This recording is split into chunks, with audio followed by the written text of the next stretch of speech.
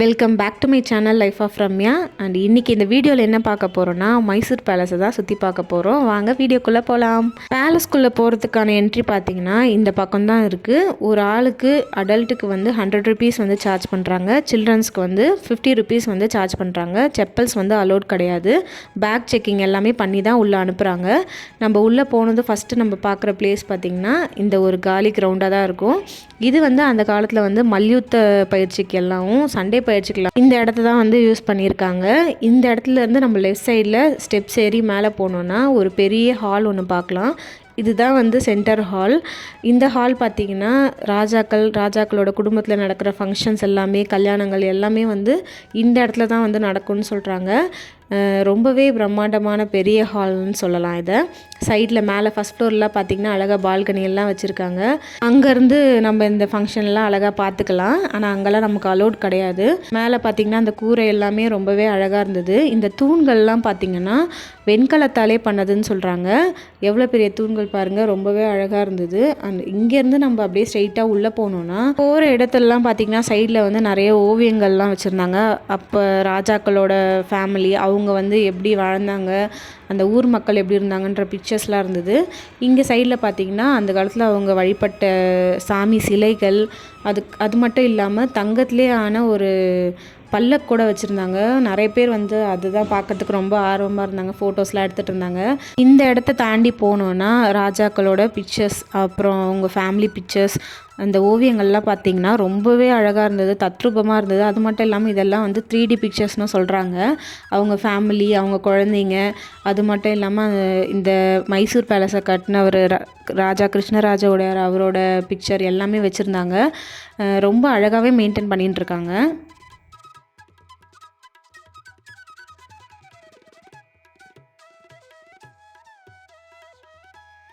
And இவங்க தான் பார்த்திங்கன்னா மைசூர் பேலஸோட ஃபவுண்டர்னு சொல்லலாம், ராணி. இவங்க பிக்சரும் ரொம்ப அழகாகவே இருந்தது. தாண்டி நம்ம உள்ளே போனோன்னா ராஜாக்கள் ராணிக்கள் அவங்க யூஸ் பண்ண நகைகள், தங்க நகை, வைர நகைகள், அதெல்லாம் வந்து போட்டு வைக்கிறதுக்கான ஆபரண பெட்டியும் இருந்தது. இதெல்லாம் பார்த்திங்கன்னா சில்வர்னாலேயும் சந்தன மரத்தாலேயும் வந்து அந்த பெட்டிகள்லாம் வந்து பண்ணியிருக்காங்க. அதுவும் பார்க்க ரொம்ப அழகாகவே இருந்தது. நெக்ஸ்ட் நம்ம ராஜா ராணிக்கள் அவங்கெல்லாம் வந்து முகம் பார்க்க யூஸ் பண்ண கண்ணாடி தான் பார்க்க போகிறோம். இந்த கண்ணாடி பார்த்திங்கன்னா முழுக்க வந்து வெள்ளினாலேயே பண்ணியிருக்காங்க. பார்க்க எவ்வளோ அழகாக இருக்குது பாருங்கள். அண்ட் அது மட்டும் இல்லாமல் ராஜாக்கள் ராணிக்கள்லாம் உட்கார்ந்த சேரும் வந்து இங்கே வச்சுருக்காங்க. அதுவும் பார்த்திங்கன்னா சில்வராலே பண்ணது. அங்கேருந்து நம்ம ஃபஸ்ட் ஃப்ளோருக்கு தான் போகிறோம். போகிற வழியிலே பார்த்திங்கன்னா ஒரு பெரிய கண்ணாடி வச்சுருந்தாங்க. நிறைய பேர் அங்கேயும் நின்று ஃபோட்டோஸ் எடுத்துக்கிட்டாங்க. அங்கேருந்து நம்ம உள்ளே போனோன்னா ஒரு அழகான ஒரு தர்பார் மண்டபம் தான் பார்க்க போகிறோம். இதோட கலர் காம்பினேஷன் ரொம்பவே அழகாக இருந்தது. அண்ட் அதோட வேலைப்பாடுகள்லாம் பார்த்திங்கன்னா சூப்பராக இருந்தது. அந்த சீலிங்காக இருக்கட்டும், அந்த லைட்டிங்ஸாக இருக்கட்டும், நிறைய பேர் வந்து இங்கே தான் வந்து இது ஒரு ஃபோட்டோ பாயிண்ட்னே சொல்லலாம். அழகாக ஃபோட்டோஸ்லாம் எடுக்க இந்த இடம் வந்து ரொம்பவே நல்லா இருந்தது. இந்த இடத்துல பார்த்திங்கன்னா மொத்தமாக 42 தூண்கள் இருக்குது. இந்த தர்பார் மண்டபத்தில் தான் பார்த்திங்கன்னா நிறைய அரசு விழாக்கள், கலை நிகழ்ச்சிகள், அப்புறம் அந்த இராணுவ அணிவகுப்பு, தசரா திருவிழா, அந்த மாதிரி நிறைய ஃபங்க்ஷன்ஸ்லாம் நடக்கும் போல். இங்கேருந்து தான் ராஜாக்கள், அப்புறம் மந்திரிகள், அந்த அரசு அதிகாரிகள் அவங்கெல்லாம் வந்து உட்காந்து பார்க்குறதுக்கும், வெளியே வந்து சைடில் மக்கள்லாம் உட்காந்து பார்க்குறதுக்காக இந்த இடம் வந்து அழகாக அமைச்சிருக்காங்க. அந்த மேலே குட்டி குட்டி ஜன்னல் மாதிரி இருக்குது பார்த்திங்களா, அதெல்லாம் ராணிக்கள் அவங்க லேடிஸ் எல்லாம் வந்து அங்கேருந்து பார்க்குறதுக்காக அந்த மாதிரி செட் பண்ணியிருக்காங்க. அது கீழே வந்து மந்திரிகள் அதிகாரிகள்லாம் உட்காரத்துக்கு அந்த மாதிரி ஒரு பால்கனியும் செட் பண்ணியிருக்காங்க. இது மட்டும் இல்லாமல் இந்த இடத்துல பார்த்திங்கன்னா ஒரு கண்ணாடியும் செட் பண்ணியிருக்காங்க பெருசாக. அந்த கண்ணாடியிலேருந்து நம்ம நின்று பார்க்கும்போது பார்த்திங்கன்னா அந்த தூண்கள், பின்னாடி இருக்க தூண்கள்லாம் வந்து ரொம்பவே அழகாக தெரியும். அந்த எண்ட்லேயும் பார்த்திங்கன்னா ஒரு கண்ணாடி இருக்கும். ஸோ ரெண்டுமே நம்ம அங்கே நின்று பார்க்கும்போது பார்த்திங்கன்னா அது ஒரு முடிவே இல்லாத ஒரு இது மாதிரி இருக்கும், நல்லாயிருக்கு. இங்கேருந்து செகண்ட் ஃப்ளோர் போகிறதுக்கும் வந்து பார்த்திங்கன்னா ஸ்டெப்ஸ் இருக்குது. ஆனால் அது அலோடு கிடையாது. இங்கே வந்து டோர் பார்த்திங்கன்னா மரத்துலேயே வந்து செஞ்சுருக்காங்க. அதில் வந்து சில்வர்னால் வந்து பதிச்சு வச்சுருக்காங்க. ஆனால் இப்போ வந்து அதை லேமினேட் பண்ணி வச்சுருக்காங்க. ரொம்பவே அழகாக இருந்தது அந்த கதவு. அங்கேருந்து நம்ம உள்ளே போனோம்னா இது ஒரு தர்பார் மண்டபம். இது வந்து பார்த்திங்கன்னா அரசு ஃபேமிலி இருக்காங்க பார்த்திங்களா, அவங்களோட ஃபங்க்ஷன்லாம் நடக்கிற மாதிரி ஒரு சின்ன ஹால் மாதிரி தான் இருக்குது.